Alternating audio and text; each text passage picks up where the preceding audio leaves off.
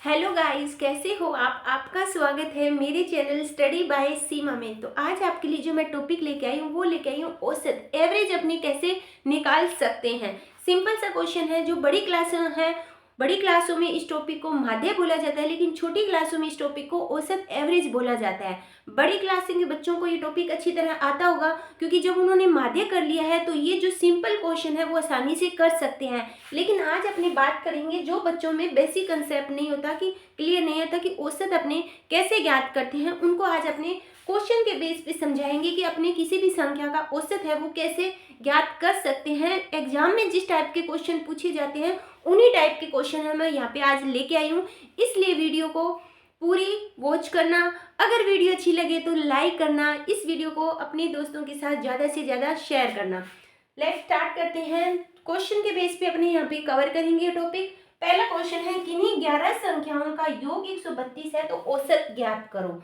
अब क्वेश्चन यहाँ पे अपने को दिया हुआ है, मेन क्या है इसका फॉर्मूला। जब तक बच्चों को फॉर्मूला याद नहीं होगा वो क्वेश्चन सोल्व नहीं कर पाएंगे, तो इसलिए अपने को सबसे पहले फॉर्मूला याद होना चाहिए। औसत इक्वल टू फॉर्मूला होता है अपना राशियों का योग बटे राशियों की कुल संख्या। ठीक है। अब एग्जाम में क्या होता है, इस टाइप का क्वेश्चन आ गया, वो कई बार औसत की जगह माध्य भी दिया हो सकता है या समांतर माध्य भी दे सकता है। औसत भी दे सकता है, माध्य या समांतर माध्य तीनों एक ही चीज है, एक ही तरह से निकाली जाती है, बस उनके नाम अलग अलग हैं। फॉर्मूला आपने बता दिया कि औसत इक्वल टू राशियों का योग बटे राशियां, यानी जो भी संख्या दिया उनका टोटल योग अपने को कितना दिया हुआ है 132, और कुल संख्या कितनी दी हुई है, संख्या अपने को दी हुई है 11 से भागेंगे 11 एकम 11, 11 दूनी 22, तो जो अपना औसत है वो कितना आ गया 12। औसत का मतलब क्या होता है, जैसे मान लो अपनी क्लास में स्टूडेंट है, 25 स्टूडेंट है, सभी की अलग अलग आयु दी हुई है, किसी की 10 है, किसी की 5 है। अब अपने को पूछ ले कि उनकी औसत आयु कितनी है, मतलब एक संख्या जो लगभग सभी में आती है, जो कॉमन होती है। ठीक है बच्चों, यानी अगर मैं बात करूं एक की 10 है, एक की 15 है, एक की 12 है, एक की 13 है, तो जब अपने ये निकालेंगे तो मतलब वो कुछ समथिंग उनके बीच की कोई संख्या आ जाएगी, वो अपनी क्या कहलाती है, औसत कहलाती है। तो यहाँ पे जो औसत है वो कितना आ गया अपना 12, इसका करेक्ट आंसर है। इसी तरह ये तो था एग्जाम में फर्स्ट टाइप का क्वेश्चन, जो इस तरह से क्वेश्चन पूछा जाता है। अब अपने लिए कहते हैं सेकंड टाइप का क्वेश्चन एग्जाम में कैसे पूछ सकते हैं। अब देखो क्वेश्चन में क्या है, अपने को संख्याएं दी हुई है, कितनी 7, 11, 15, x, 14, 21 और 25 का औसत दिया हुआ है, तो वो x की वैल्यू ज्ञात करनी है।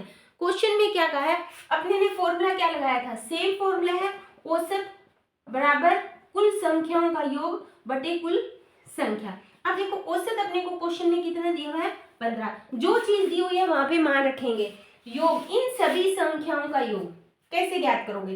देखो 15 और 25 कितने हो गए 40। ठीक है, 40 और 25 65, 65 और उसके बाद 65 और 21 कितने हो गए अपने 86, और 86 और 7 कितने हो गए 93, यानी 93, और साथ में x भी तो है, प्लस अपने ने लिख दिया x, क्योंकि x का मान यहाँ पे नहीं दिया हुआ जो अपने को ज्ञात करना है। टोटल संख्या कितनी है 1 2 3 4 5 6 एंड 7, टोटल संख्या कितनी है सेम है।